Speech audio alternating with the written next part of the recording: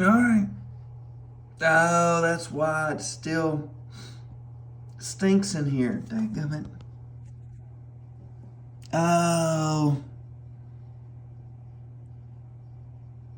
I forgot to put that back on.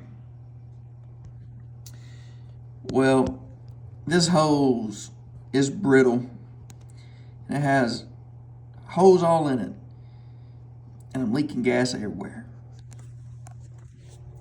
So, I went to go flush my radiator. It didn't turn out too good. I got it flushed, but now I got to replace the fuel line. And I need to put them clips back or it's going to stink all night in here. All right.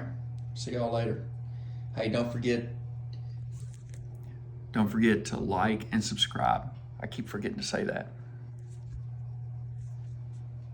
See the pretty little kidder? He's high as a kite right now. He doesn't even know what he's doing. He's like, this is the best foot I've ever licked on in my life.